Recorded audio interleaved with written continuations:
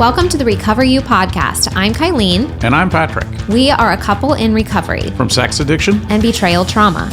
Together, we share our story to encourage you on your journey.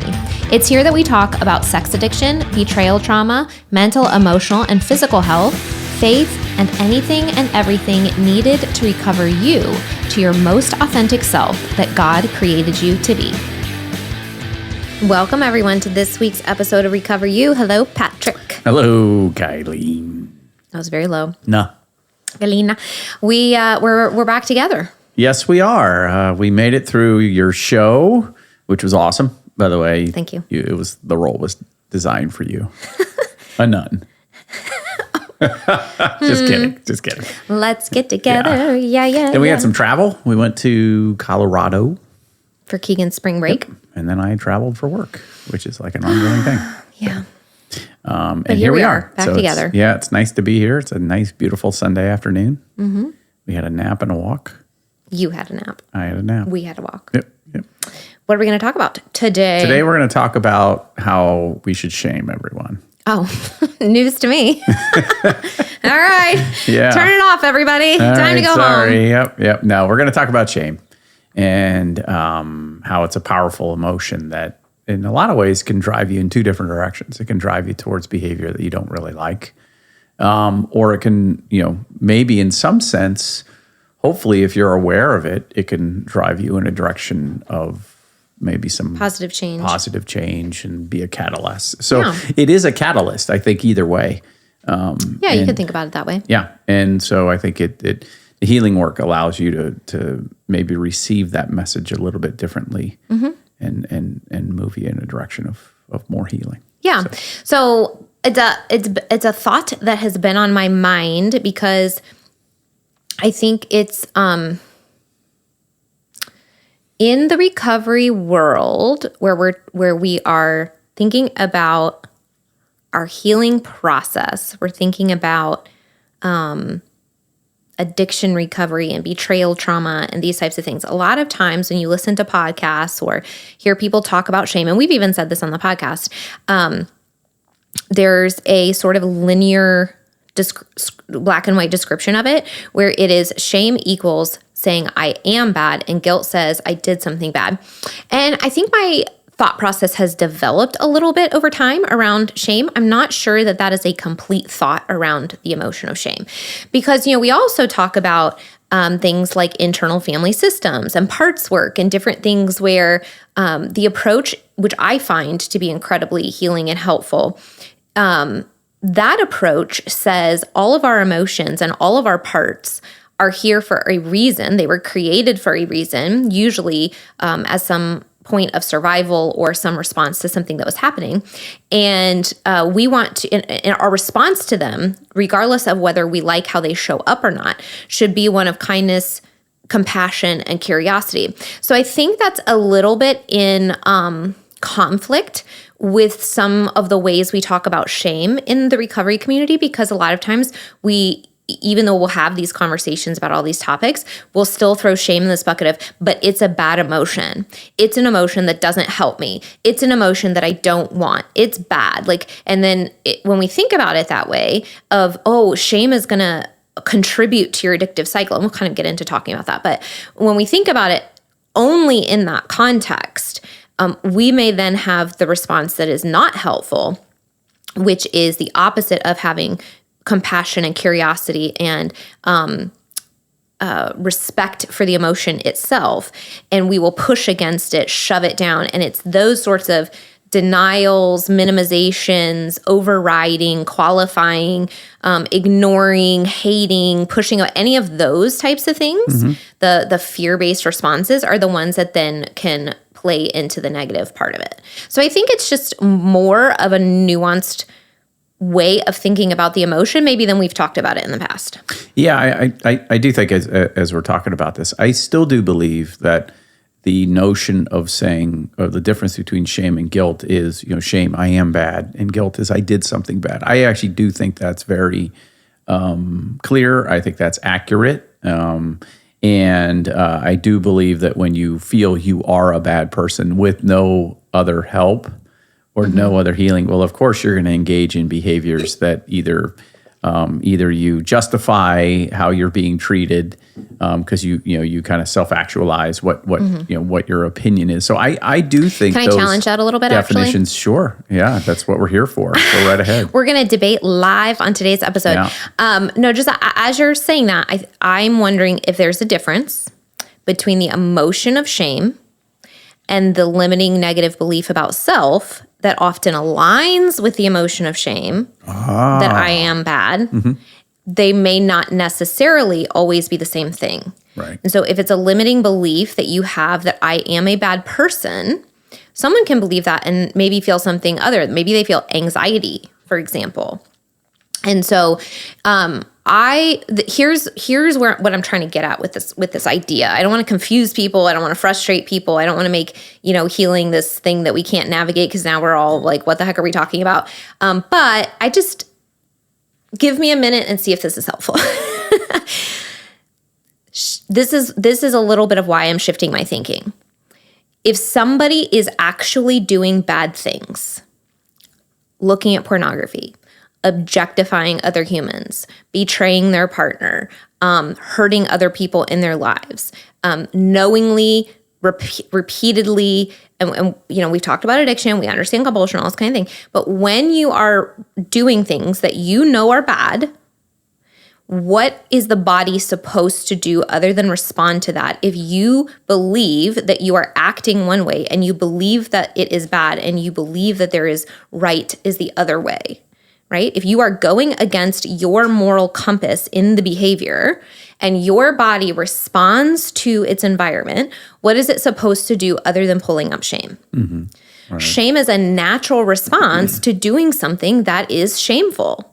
It's shameful to do bad things. We should feel shame when we do bad things. So I don't think we cannot get to the place where we say shame is inherently bad.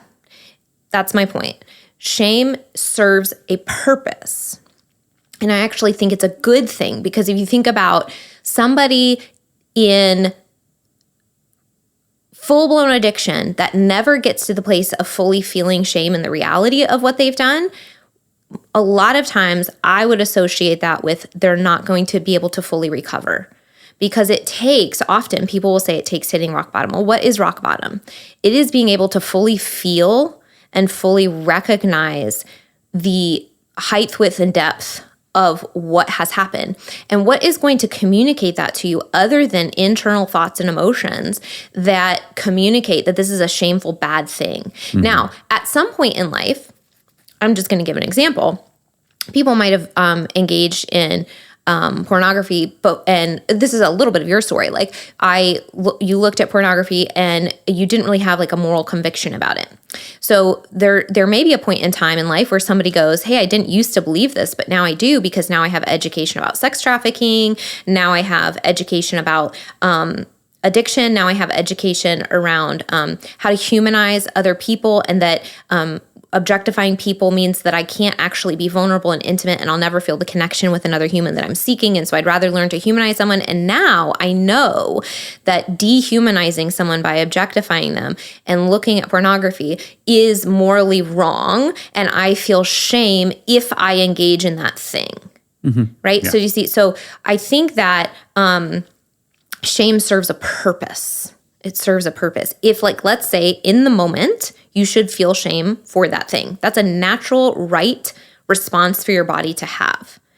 And the difference would be is if we hold on to shame when we have stopped engaging in the behavior. And then we use the emotion of shame that then translates into a belief, a negative belief that says, because I feel this emotion and I did this thing, it means I am bad. So you see, I think there's a very simplified way of looking at it, and I think there's a more complex way of looking at it. I think both can be right. It's just one is much, much, much more simple. And I think the deeper you get into healing, it's okay to think about these things in a more complex way because you have more capacity to think about them in a more complex way. This may not be for somebody day one who's trying to get into sobriety, let's break down shame and all of its components and when it's good for you and when it's bad for you and when, but if you listened since day one and you're here, I think this is a good conversation to have. Yeah. I do believe the shame spiral is a real thing. I do believe that.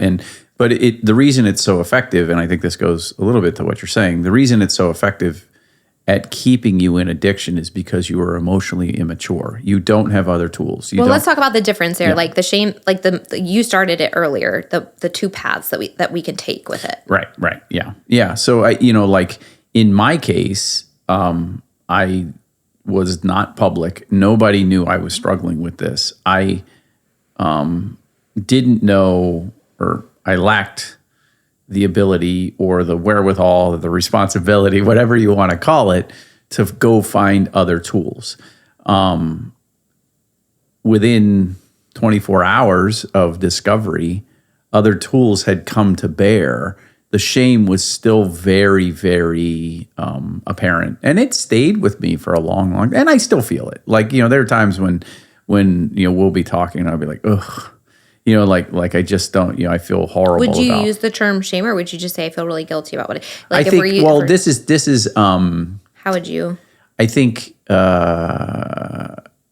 when I feel shame, or is it more even regret? Like, there's so many different words, maybe. Yeah, I mean, and I think you can actually, I don't think they're like singular things. Or like, okay, exiting regret and moving into shame. You know what I mean? I think those emotions can all be like a kaleidoscope where you're all in them at the same time. But I guess where this is, when I tell my story, I'll be like, yeah, I was in deep emotional stress and I engaged in this behavior and I feel bad about it, right? The way I just said that. Mm-hmm. There are moments like in my quiet time or whatever where I'll feel it really, really deeply. Mm-hmm. You know what I mean? I'll feel like occasionally like a memory will come up of like, you being on the receiving end of me starting to talk about it, or me thinking about the impact of what my interplay was in that world and how I, you know what I mean, and I'll feel really, really bad, right? So I think and it's a really deep well. My heart hurts. Yeah, but you know what I mean, and actually, things like that. I'm just going to ask you a question about it because the way that you describe it, is that shame? Or is it the awareness of what you've done in the past, and now because you are so aligned with goodness and truth and light and freedom, you were talking about like my heart aches when I think about the evil in the world. And the fact that at one point in my life I contributed to that, it makes me so sad to think about that. But I would guess 99% of the times that you're describing, you're not sitting there thinking, I'm still today in this moment a horrible person. Right, yeah. See, so that's where I'm saying like... I think sometimes I have to remind myself That's a good clarification. I'm not doing it today. Right, the things I have done and how I'm helping others through this and how I'm living in I think that's... So yeah, I guess that would be shame because it does kind of creep up, but I'm my level of awareness now is so much higher. And you and I have talked about like, going to therapists and things like that. And I'll be like, yeah, I think if something lingered, if all of a sudden like that emotion, because emotions come and go, they really do. Like, right, every emotion. Yeah, that's a good point. Like shame's not gonna, you're never not gonna feel it again. Right. Yeah. Like I got in a really bad car accident with my first wife and Keegan. There are days where I feel really bad for her, and how, it really permanently damaged her. But I don't think about it all the time. But, occasionally that'll come up and I'm like, oh man, that's really bad. You know what I mean? And so I think you're right. But there's a lot of times I think what I've learned nowadays is I will do exactly what you're saying. Okay, why is this showing up today?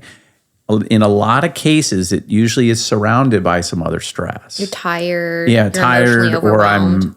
Let's say, like I shave off my eyebrow, getting ready to brief somebody. Because that did not happen this past week. Because that did not happen this past week. No, but I'm just saying, like occasionally, it's like a cocktail, right? A cocktail of things that there's some stress happening, and it's coming around, and then that may come up as a thing, Yeah, so I think there's two paths that it can take, right? Shame, and this is where I say, this is where I'm trying to kind of get to is that I don't think it's inherently bad. No emotion is inherently bad. It is a response to what you just said, like the environment, the thoughts, the behaviors that we have, right? So what I'm trying to get at is there is a time and a place for it that's actually quite valuable and quite good. Just like anxiety sometimes is like our signal that the person across from us is gaslighting us, and there's something inside of me that doesn't feel right and doesn't feel grounded about this conversation, right? Or things of that nature. Or grief is an incredibly healthy emotion when we've experienced loss, right? Like, so these things that we don't want to feel actually serve beneficial purposes. So what would be the beneficial purpose of shame other than to say this is a shameful, wrong thing, don't do it again? So in pieces, shame can be very helpful, just like any other emotion, to motivate you away from repeating the behavior that's bad, right? And so I kind of want to think about this as well. Part of the reason I think this gets so mixed up is when you're talking about sex addiction and pornography and masturbation specifically, we now know that people are getting exposed and getting the cycle started at earlier and earlier ages, right? Mm-hmm. So I think the reason shame is so focused on as bad, let's move past shame, let's move past shame. And that's been such a highlight of like recovery talk is because it really roots itself. And we think of how early you're getting exposed. I want you to imagine the opposite. Imagine you were like 35 years old. You knew that it was wrong. You stepped in, you saw pornography, you masturbated, you engaged in something that you morally disagreed with, and you felt an extreme wave of shame. At that point, with a fully developed brain, that emotion and that physical response in your body may be enough to motivate you away from doing that thing again. Mm-hmm. Right? But because people are engaging at such a young age, so that my point with that example is that is an appropriate use of a natural physical response and natural emotional response, right? Like my body's going to respond to me doing something that I believe is wrong. I'm going to feel guilty. I'm going to feel shame about it. And then I'm going to change my behavior based on that, right? But if you are young and things kind of get mixed up and mushy, and I think this is the thing about kids' brains, is that when you're doing things that maybe you have like a hint, you have an idea that like maybe this isn't a good thing to do, but your brain isn't fully developed and you're still kind of deciding what you believe is right and wrong, and you're not normally, when you know enough to say, hey, this might be something that we don't talk about publicly, or like maybe there's a little hint of shame or embarrassment around it, then we're not going to adults. And so the adults then don't know that we're doing this thing. And so they don't, and even if we did, we've talked about how sometimes adults don't have, they don't know how to talk to you about it. But kid brains engaging in this behavior, then not having somebody to talk to, they don't get the context that their brain and the structure around what's happening. And so then all the wires get mixed up. And so that's why I think then we have all these emotions around it as your brain is developing, and then you become an adult, and then it's a compulsive pattern, and then there's so much confusion around it. Well, because now it's an addiction, right? And so then we're like, then what happens? Well, the shame that can then be, so we talk about shame being a motivating factor. It's pure existence and the way your body pulls up shame. I think the intention of the emotion is to stop the behavior. Yeah. But how shame can kind of go off the rails is in the example I was just sort of walking you through. By the time you become an adult, it's so ingrained into part of your being, and now it turns into a negative. It's unbeneficial or holding on to it is unbeneficial because shame will deplete your emotions and sense of self if it's held on to for too long of a period of time. And that guilt and shame and embarrassment then plays into, once it's become a compulsive pattern, plays into the need to self-medicate and repeat the pattern to get a dopamine hit, right, to get an epinephrine or norepinephrine or whatever, adrenaline hit, that sort of thing. And so then now, by the time your brain is fully developed and you're an adult, you have this cycle of, well, I do feel this emotion that is supposed to motivate me towards change, but I'm also very, very, very hooked on the self-medication portion of it because I've never learned the context or structure of how to feel and contain an emotion, not apply it to my sense of self, and be able to do something different. As you're talking about this, I was thinking about, it's like the danger of things gaining an outsized influence in your life. So like the addiction gained an outsized influence in my life. Shame can gain an outsized. So can things like anger, right? It's okay to be angry if I don't know, if something bad has happened to somebody you love, right? But if you're constantly walking around with anger inside of you, like, what are you afraid of? Same thing with fear. It's okay to be fearful because maybe it makes you take reasonable precautions. But having fear to the point where you never leave your house, it's gained an outsized influence. So I think and when things, I think things gain an outsized influence on your life, emotions do, when you're emotionally unhealthy or when you need more support. And so I think, if to follow that same analogy, I think shame would fall into that too. It's where it gains an outsized influence on you because of a lack of emotional maturity. And so then it now is driving the train as opposed to your brain saying, okay, why is this here? And man, let's just use the anger thing. Man, I've been angry for 3 days. Why am I still angry? I need to go talk this out. I need to go figure out what's going on. You know what I mean? And so I think there's you're right. They show up for a reason. Well, we've talked about what you're saying is something we've mentioned in other words in the past, which is real healing and freedom means things internally or externally don't control me. I control me. Right. And so lack of healing would be the opposite. This emotion, or this behavior has control over my choices or my behaviors. Yeah. Another way that shame can show up in a negative way is when you were just talking about, you use the language emotional intelligence. Emotional intelligence is the awareness, like I'm able to recognize what is happening in my mind and my body. I'm able to name the thoughts and feelings that I'm having. And then I also have tools and resources for how to manage that. So again, I'm in control versus I feel this thing and I have an outburst or I go masturbate or whatever it is, but I don't feel like I'm making that decision. It just happened, right? So shame as part of emotional immaturity, where it's a cyclical pattern, can be really hurtful to the partner as well. Because if a partner says, hey, I'm hurt by this bad thing that you've done, and I'm feeling triggered today, if the addict can't gain the emotional maturity and learn how to manage these uncomfortable emotions, then what sometimes you'll see is they deflect, they defend, or they shame spiral. And so the shame spiral is, you're right, I'm horrible, all these kinds of things. But it feels to the betrayed partner in that moment kind of manipulative. It may not be if you're feeling shame, but it feels manipulative because all of a sudden I'm in pain and you're making it about your pain. Right. And so it's really important relationally that we get a hold of our own internal world. And I do want to go back to the idea that there's a difference between an emotion and a belief. Because for some people, that thought might be really, really helpful. If we think that we're never going to feel like, when you slam your foot on the brakes and you have that whoosh of tingling through your body because the adrenaline just let out, right? That's kind of like an example of what, I know it's a chemical example, but that's kind of an example. When we feel anxiety, we feel emotions, we feel physical sensations in our body, right? So if you think that we're never going to feel these physical sensations in our body that represent certain emotions, whatever that might be for you, that's not accurate. We will at some point in our life, moving through life, we'll get these waves because of different things that we have or memories or whatever.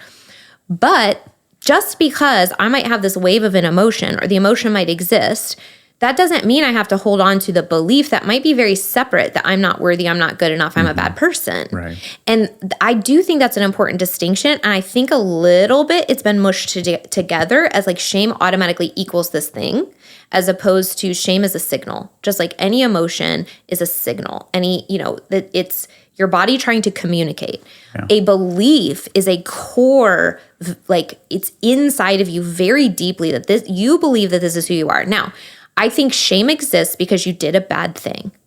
you were engaged in shameful behavior. And because you did it so frequently, you also developed this belief that I am bad because I keep doing this bad thing. And I can't stop. So that means that I'm not worth anything, right?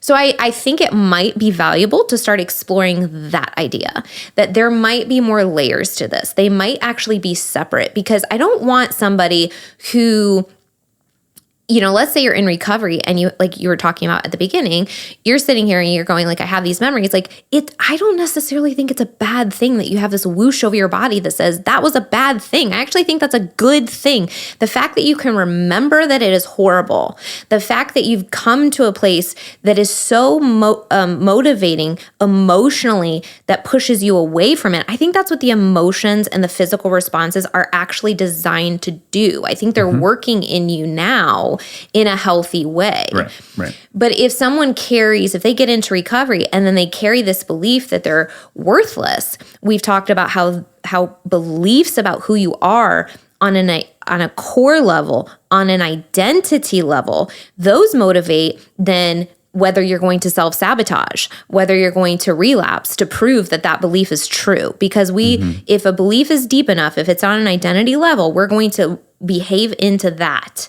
And that's where the conscious and the unconscious kind of get mixed up, right? We know that this is wrong. I have a moral belief or a value system that says I don't want to do this thing anymore, but then I keep doing it. Why am I doing it? Yeah. And I have a belief now because I keep doing it that I'm a horrible person. Well, there's a part of you that will prove that that's true by doing things that play into that belief. Right. So I think it's worth like playing with that idea and exploring, when you think about those different sentences, which one resonates on a core level? Which one brings up a little fear, a little shame, a little insecurity? The emotions are attached to the beliefs. And the reason that's important is because if you can go to somebody that does subconscious rewiring, that does EMDR, that does brain spy, that does some sort of trauma work, they can help you take the belief and process it so you replace it with a belief. Like the work that I do is very specific. Like the other modalities might help your brain sort of process things in a different way. And that's not right or wrong. They're just a little different. But when I do belief work, it's like, this is the specific belief that resonates in my soul that is causing me a problem. And this is the specific belief that I want to replace it with. And then we'll do the work to kind of get your brain to a place that it accepts the new belief. But I think that's just like my sort of thought process around it. I think that they can be very confused and tied together because of the behavior and the compulsivity and the frequency and the duration. And because so many people are, it starts so early, I think inherently shame isn't wrong. And I think the belief associated with it may technically be separate. It's just so often associated because of all of that combined. Does that make sense? Yes. And I think as you're... my limiting belief was that I am unlovable. I truly believe that to the deep part of my core. But as you're talking about this, it didn't all come from my pornography addiction. It came, which is something I did. It came from things that happened to me that I did not do, right? And how I perceived those situations, right? And the addiction almost came out of that belief as essentially over time, proving that belief out. Right. So like a little bit of that self-sabotage over time. Yeah. Yeah. And I think about this, it's like, okay, so what were the hallmarks of my behavior in addiction? So number one, it was being untruthful. It was being manipulative. It was being deceptive. It was being gaslighty. It was being, I guess there were some narcissistic tendencies in there. Right? I'm not calling myself a narcissist. I don't believe I am, but you could argue that there's some things in there. So all of those things. So you kind of go back to you could say self-focused. Yeah, self-focused. So I was bad. You know what I mean? I was not a. That's my point. I was not a good husband. Of course I did all. I did a lot of nice things for you, but that's kind of my point. At its core is like, I do think the emotion itself, if we're engaged in the behavior, is appropriate. Yeah. Right. I should feel shame when I'm doing something shameful. So I guess in the conversation around, we want to minimize shame. We want to move past shame. Yes, we do, because we want to move towards health and freedom and recovery. But that is going to require you to stop the behavior that is shameful. Right. If you're trying to heal shame, but you keep relapsing, that's going to be an uphill, backwards, rolling down the hill battle. Like it's not going to work. Right. Yeah. Because we cannot override our body's signals. Right. But to go to the thing that I opened with, but if you do relapse and you feel deep shame and you say, okay, I know, let's say you know where to go for resources and how to continue to work, and you realize that you stopped a little too soon in the work. That's the catalyst that helps you move towards greater and this is where I healing. would separate the emotion from the belief. Right. So you should, you are going to feel, if you do something that you morally think is wrong, you will feel, the emotion will come up. But if you are working through, so I don't think we can override that. That's my point. So we can't override our nervous system. But if we can immediately start working on how we view ourselves and what we are worth and our value. And so if you relapse, that does not mean that you have to hold on to this belief that you're worthless and unvaluable that will then play into the shame and play into another relapse. If you are actively working with your therapist, your practitioner, your coach, someone who can help you through this, you start identifying, this is how I view myself. I want to change how I view myself. What are my core beliefs about what I'm capable of and who I am? Because we believe, whoever you are, that you're worthy and valuable because you're a human being, period. Yep. But we have emotions that say I'm trying to think of that. I shoplifted. I should feel shame about that. If I shoplifted again, I should still feel shame about that. But I don't have to inherently believe at the same time that I'm a bad person because I did that twice. Do you see how I'm kind of trying to separate the two? Because I don't think we can override shame. I really don't. I think that what we can do, though, is that we can start identifying, let me work on how I view myself. That then is going to change the behavior. And when we're living a life of integrity, the shame is going to diminish or go away. I think you're absolutely right. It's and for all of you who are out there and you feel stuck, keep sounds crazy for me to say, keep going. But I think the thing I would say is it is a very, very powerful emotion, and I think that's why it is talked about in the recovery community, because I do believe it has a linkage to keeping you stuck. And so I think get the help you need, book a call with you, go see a therapist, do whatever you need to do to continue to get some assistance moving through that, because it is a very, very powerful emotion. Yeah, I think what it's boiling down to as we're having this conversation is identity work. Right. I think it's really sitting with yourself and breathing through the discomfort to go, how do I view myself as a human being? And let me be unfiltered, raw, and honest about how I view myself. And that might be really uncomfortable. But that is, instead of doing this, I think the emotions are high level. I think that the core beliefs and the identity work, that's the deep stuff that actually transforms our lives. Absolutely. I think that's what I'm trying to get at. Yep. And so when our nervous system throws up a red flag, whether it be sadness, anxiety, grief, shame, whatever it might be, right? I have found it, and maybe there will be somebody listening that's like, Kylene is full of crap. I don't know. But I have just found that it's really impossible to override your body's signals. It's a biological, inherent, natural response to our thinking and our thinking, our behavior, and our external environments, what's happening around us, whether we're doing it or someone's doing it to us or we're experiencing life. And our nervous system responds. Those are emotions. Those are the chemical signals. Those are the feelings, the gut feelings, the lump in your throat, the butterflies in your stomach, the whoosh of shame, the rock of guilt, the pain in your heart, the aching in your chest, right? Those are emotions.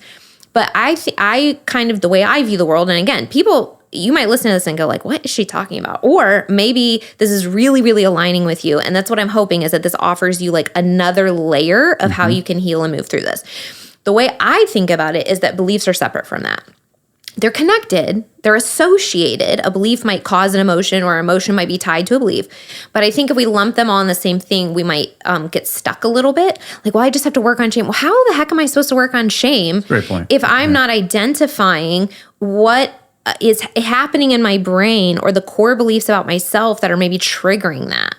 So I have to know, like, who am I? How do I view myself? What do I think I deserve in life? What do I think I'm capable of achieving in life? And as soon as you identify one of those that has a don't or can't or not, or some sort of negative thing that's a roadblock in the place of I am strong, capable, I can be a confident human being living a free life of integrity. Anything in there you disagree with, you need to take to your therapist and start working through today. Yeah. Like that, the identity work about who you are, what you're capable of, and what you deserve is ultimately going to be what sets you free. The Conquer series you work through what they call limbic lies. And they're based on like your top 10 worst moments or your top, and these are things that have happened to you. And I like that phraseology because it's, when you're limbic, your chemicals are firing in your brain. It's the thing that you react to danger, much quicker, kind of on impulse. And so if you're absolutely right. It's like your limiting belief can show up in shame. It can show up in anger. It can show up in fear. It can show up in denial. It can show up in all of these things. It doesn't just reside in shame. Right. And so you're right, as you hopefully, like the things I just mentioned, as you work through your limiting beliefs of know you are lovable, then it allows you to manage those emotions. Once again, the emotions are just part of who we are, but you can connect with them on a much more healing level and go, okay, why is this here? What's happening? Right. But you do need help. I mean, you do need a program. You do need some assistance, and so I think it to help you, because those limiting beliefs are sometimes hardwired from when you were a little kid. I think my mom said this. I think I can actually hear her saying this, but no, she didn't mean anything by it. But it was like, you should be ashamed of yourself. Like when you're a little kid, you should be ashamed of yourself, right? And they're not trying to, imbue you with a sense of shame for your whole life, but it can have that effect, right? And so that was something that I think parents used to say. Think about that though, like the intention behind that is sort of what I was talking about. Is like the core natural root of what shame should be. Like, you stole a cookie from the cookie jar, Patrick. Like, you should feel ashamed of yourself. Well, yeah, you should, because you did something bad. But I mean, I'm not defending, like, that's not how we should maybe communicate it. Right. But if you go back to what shame should be, and like someone's like, I don't feel bad about it. What's wrong with you? You're like, whoa. Like, I don't feel bad when I take cookies, by the way. Yeah, well, you're free to be. Eat as many as you want. But when you were 6, your mom said, hey, you're not allowed to have, a whole sleeve of Oreos, right? So the idea behind that is sort of what I was talking about, is like the existence of shame itself is designed, I think God created all of our emotions to signal something to us. And if we feel something as significant as shame, it's not something we should run away from. It's something we need to explore and go, what are the behaviors, the environments, the beliefs, and the identities that come with this emotion?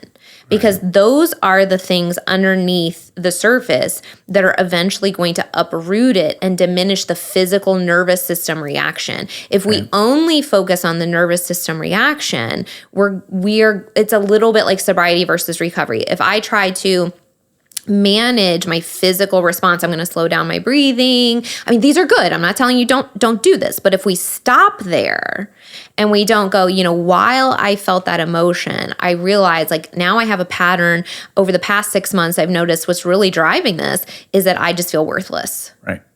And that is something that I need to work on. But if we only focus on the emotion itself, I think we're missing a big piece of healing. And that's where I don't know. I think about it maybe a little bit differently, and I thought maybe that would be worth bringing up. I don't know if what I said made sense. Yeah, well, I think what I learned early on, what you hear a lot is, shame is I am bad, guilt is I did something bad. I think what maybe what you're trying to say, and you can counter what I'm saying, but it's like, hey, you may experience shame. You may still feel it. And it's okay. Mm-hmm. So it really is an okay thing. It shouldn't rule your life. Right. Shouldn't rule your life. Just like anything, right? Like we talked about that. I mean, I think as people move through the healing process, as you get years in, if that comes up, don't be afraid of it. If you've been very solid in recovery, very, very good to go in recovery, and all of a sudden you have a shame flare, right? Mm-hmm. Or something like that. embrace it. Try to approach it with curiosity. And There's say, hey, so many why is it reasons here? Why is it showing up? That thoughts or emotions can come up. It could be something triggered you. It could be a cellular memory of a date. It could be a memory that flashed up. It could literally be that your gut microbiome is a little bit off. That's right. And you have a little bit of sometimes I'll say I have physical anxiety versus emotional anxiety, but your gut and your brain are connected. So sometimes they play into each other. So like you get food poisoning on vacation and then the next month you're depressed or anxious or you're feeling guilt or shame. Those are associated. There's so many reasons that you have these physiological nervous system responses. And I think it's more important to do the identity work. I'm going to say do both. Learn how to support your nervous system. Yes. Learn how to manage your emotions. Learn all of the things. I'm not diminishing that. It's very important. And that's what you're going to focus on in the early phases of sobriety. But like to get into deeper recovery, we've got to do the deeper work. And that I think is the difference. And we can't just demonize shame. It exists for a reason. We just want to begin to become aware, just like everything else. Like you were saying earlier, we don't want it to control us. We want to ultimately be able to look at it and go, oh, like that's the story I'm telling myself. I understand that flooded me because of this, and here are the tools and resources. And that does not then lead me down a spiral because it's not now connected to this belief that I'm unvaluable. Right. Because I've also done the work to heal that belief. And I believe that I am valuable and I am capable. And that's how I choose to live my life. Absolutely. Yeah. Well, it was good picking each other's brains publicly on this episode, Patrick. I hope it was helpful for other people. Yeah, I don't think the debate went off the rails at all. So I think we mostly agree. Yeah. Well, I hope this was helpful. Like I said, I think it's just a little bit of a more nuanced perspective. So, as always, what we're trying to do is just think things through. And we're trying to bring perspectives and education that can help you take it to the next level. And again, this isn't always just an addiction or betrayal thing. This is a human thing. Wherever you are in your life, these are the kinds of things that we want to be working on. I've noticed tremendous healing over the past 5 years. And in the past 6 months, I've had some emotional struggles about things completely unrelated to betrayal, but I've begun to notice the identities, the wounds, and the beliefs that are consistent and repetitive for me. And so I'm like, okay, well, those are the things that now I want to start addressing and start working on. So this is like a lifelong awareness thing of taking it to the next level and then getting good at that, and then taking it to the next level and then getting good at that. And that's just how. That might sound stressful, like, oh, I'm always like thinking about something else to work on. But it's not. You get a handle on it and you gain more tools, and there's a peace and a groundedness that comes with that. And maybe we should do a whole episode on that, because I always think, how can we communicate the benefit of recovery, right? Because it is scary, it is hard, and so that's why some people kind of get stuck in between sobriety and recovery, or betrayed partners might sort of get stuck a little bit in stability and not do some of the deeper work, or humans might get stuck, kind of, oh, okay, I'm surviving, not thriving, right? And so I'm always thinking, like, how can we communicate what freedom feels like? How can we communicate the benefit of recovery, right? And I think part of it is this underlying current of grounding, this underlying current of peace, this underlying current of self-worth that then carries you through all of these natural things, like my nervous system is going to get triggered here. This life event happens here and I'm a little stressed out, but now we sort of know what to do with it. And if I notice a pattern, I know who I'm going to go to. I know what my next steps are. And I'm so incredibly aware that I'm able to personally identify it. I don't necessarily need you to go, hey, Kylene, over the past 6 months, I've noticed that you've had this emotion come up 10 times and it was in these situations. And I think you might be struggling with, I can do it myself. Right. And that's what a gift that is, to be able to kind of say, I know what I need to work on. Yeah. Does that make sense? It does. It does. Okay. Yeah. Am I on a tangent rambling now? So No, you're fine. We've always talked about this. It's like, just because you get into recovery doesn't mean that life is easy. And so there's going to be a lot of stressors that are going to come up. I had one this week, and so in the workplace. Hint, it was shaving the eyebrow off. Oh my gosh. I had to brief. Okay, now you have to tell the story. Yeah, I had to brief the. He had to brief the CEO, and he was so nervous about that. He was so focused on that. Yeah. that I wasn't focused on my trimmer, and I shaved my right eyebrow off. Yeah. I thought in He's that like, moment, I'm going to look so good for this presentation. I'm going to trim them all up. And then the little attachment had fallen off.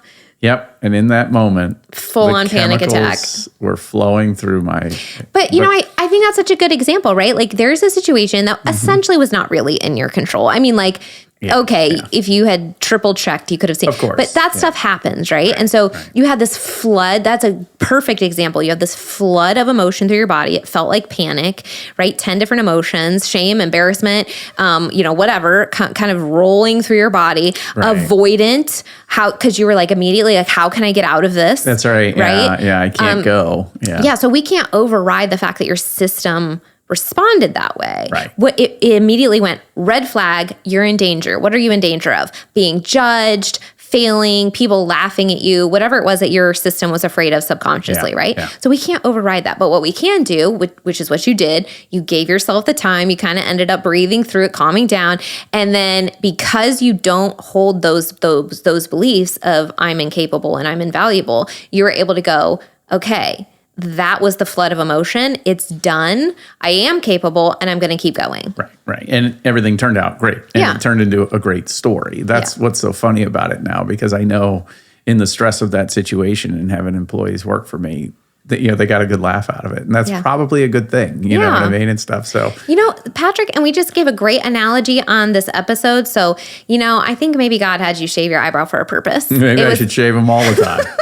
It was used in multiple ways this week to uplift other people. That's right. There you go. Yeah. And it doesn't even look that bad. It doesn't. People don't even notice until you tell. Yeah, but it was a really, it's like, sometimes I'll look back on these little things that'll happen in recovery, and I'll be like, I bet you that was in a situation I would have relapsed back when I was in addiction over, because I wouldn't have been able to manage all of those emotions, right? And so I would have found some way to comfort myself. You know what I mean? And, I could see that. Like that happening. Yeah. You had so much stress going to talk to the CEO. I could completely see you relapsing the night before. Right. And then you shaving your eyebrow off and like pulling things up on your phone on the way to the meeting. Like I could totally see that happening, knowing what your patterns were. Yeah, absolutely. Right, but you didn't. You felt the panic.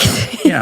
Well, and then it moved through. Right. And what was interesting is I was able to kind of communicate about it. Now, I didn't communicate to the CEO. I didn't highlight it because that's just not the environment of the company. But, but no, I was able to and then laugh about it on the way home. Yeah. And had a good night's sleep. And everything worked out. And everything worked out just fine. Well, thank you for sharing your thoughts on shaving your eyebrow off and shame and moving through. Yeah. All right. Well, we hope this episode was helpful. Every day is a new opportunity to choose health and freedom. Make that choice today, and we will see you next week. Woohoo! If you're listening to this, it means you've made it through an entire episode. Part of recovery is spending time engaging in healing and self-growth activities. We are thankful that you chose our podcast to be one of those activities today. Make sure you reward yourself for that accomplishment. If you've enjoyed this episode or this podcast, we would love to hear from you. Please take just a few moments to leave a rating and review, letting us know your experience with Recover You. We not only love hearing how these episodes are helpful, but ratings and reviews help others just like you who are searching for recovery information and support find the podcast too. We can't wait to hear from you. See you next week.